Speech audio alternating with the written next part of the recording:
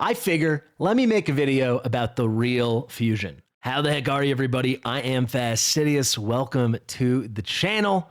So yes, of course, we do know right now here in Raid Shadow Legends, we have a fusion going on. It's for Lysanthier over here, Lysanthier Beastbane. However, I don't think he's worth a lot of our summons. And when I say our summons, I mean you're going to have to do 2 summon rushes to get him. I don't think he's worth that kind of deployment of the most valuable resources in the game.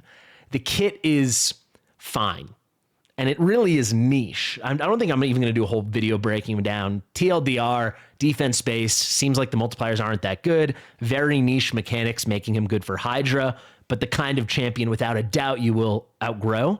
So knowing you will outgrow him, I cannot imagine anyone would put books into him. So then what is he really to you, right? Are you really going to 6-star him if you know you're never going to book him? That's how I feel. You know, if somehow the summon rush is stupidly easy, maybe I'll say why the heck not. But to me, this is the real fusion. YUZAN, the Marooned, the Rhino Boy, a void HP-based epic that is a cleanser, puts out block debuffs, and is just legitimately good. You might hear from some people he's not that good. Those people are probably at a different point in the game than me and many of you. Here I am on my account. We just hit the 2-month mark. I'm on day 62. Have made really good progress, but still am missing a ton of key things on my account.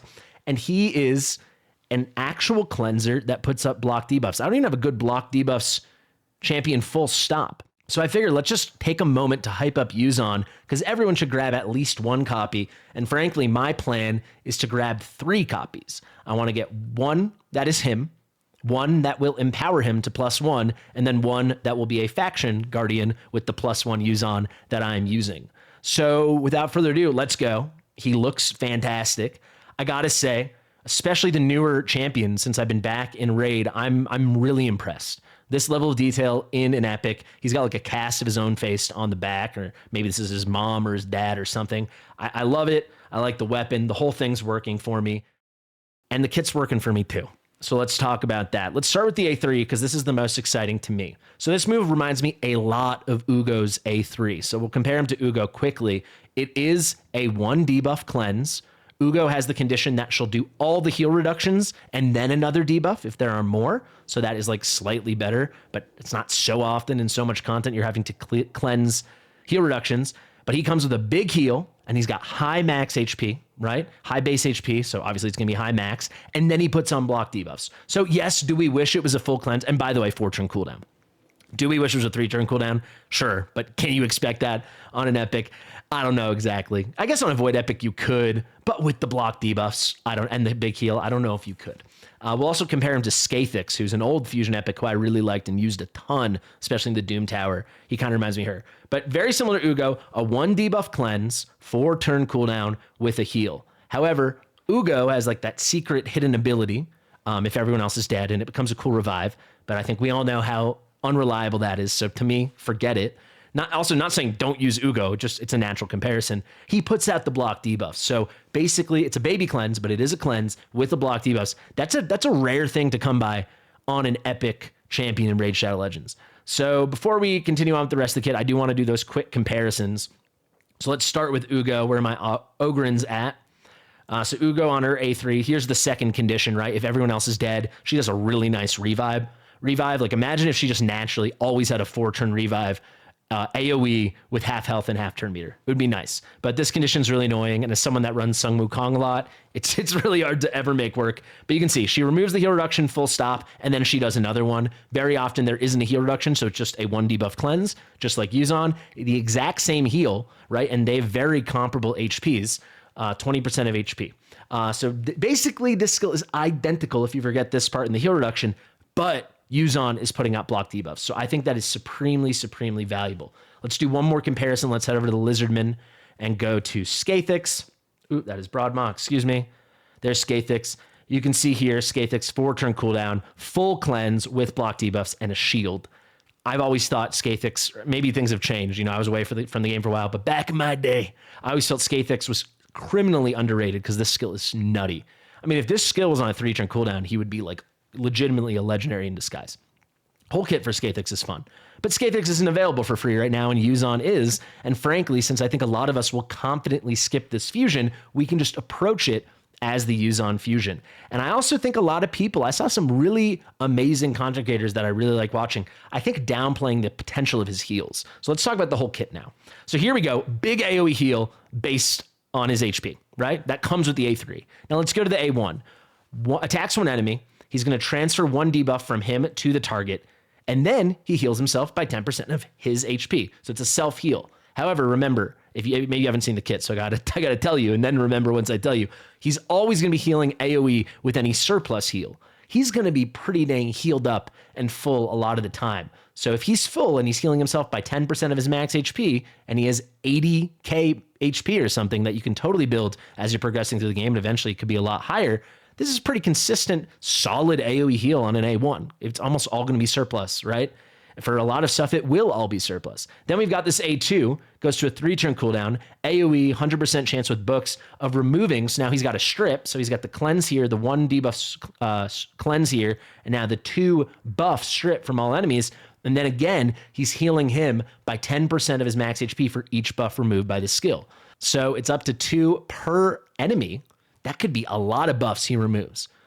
So yes, if you want to get full advantage of this, which I think you should, you got to build him with accuracy. But for PvE content, especially in like Doom Tower, which I think is the place a lot of us would want to use him, that's where I envision using him.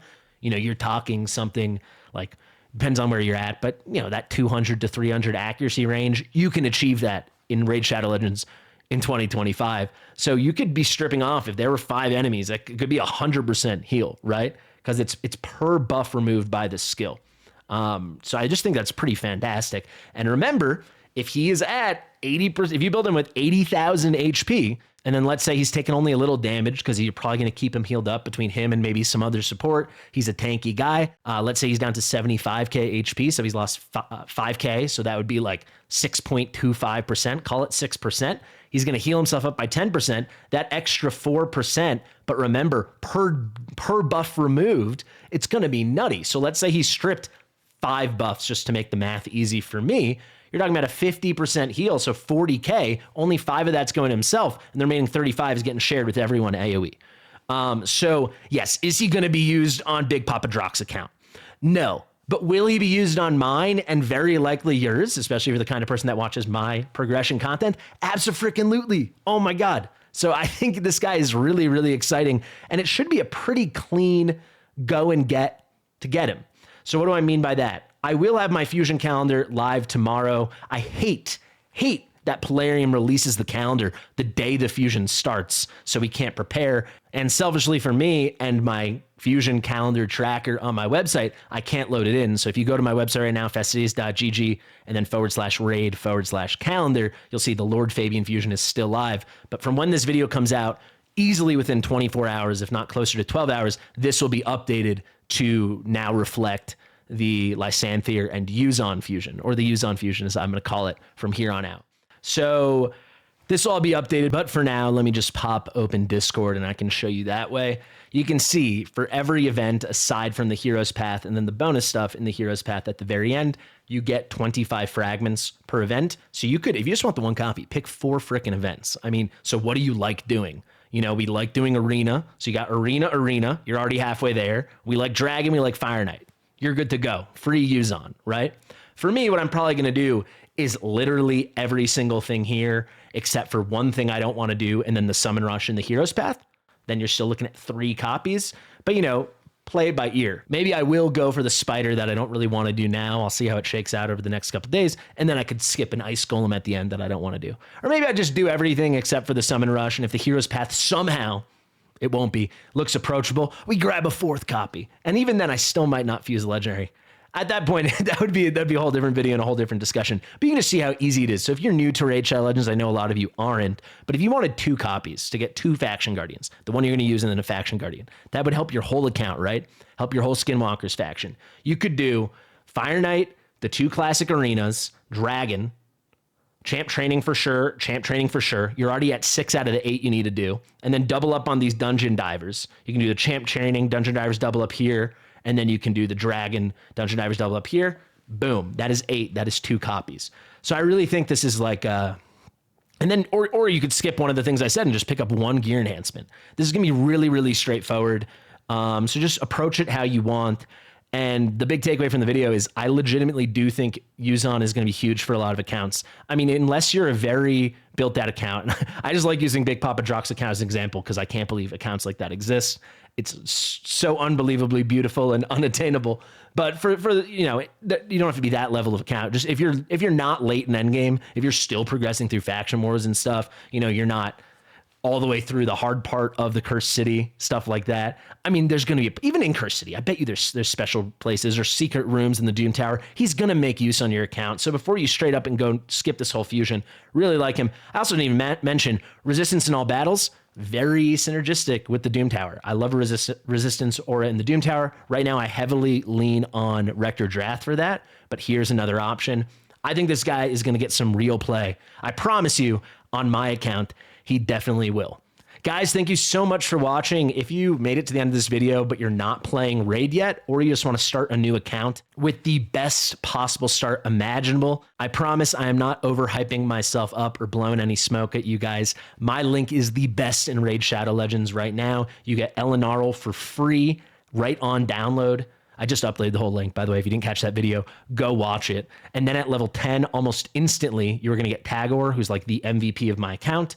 At level 20 now, you are going to get Tayrel, back to the High Elves, who is so good for progression. You might slightly outgrow him later, but all the way up through High Elves Faction Wars 21, and everything else you need, PvE, even like Tag Team Arena PvP, he's just going to be fantastic. And then finally, maybe the biggest bump up to my link, you're getting Fayne already at level 30. She is just the ultimate damage enabler with this skill. She puts out big damage with all her skills because she hits like a truck, big poisons, and then you get the decreased attack here. She even seals a little turn meter.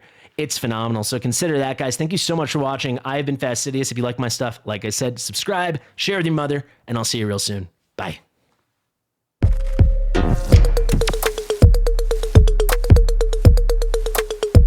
Fastidious.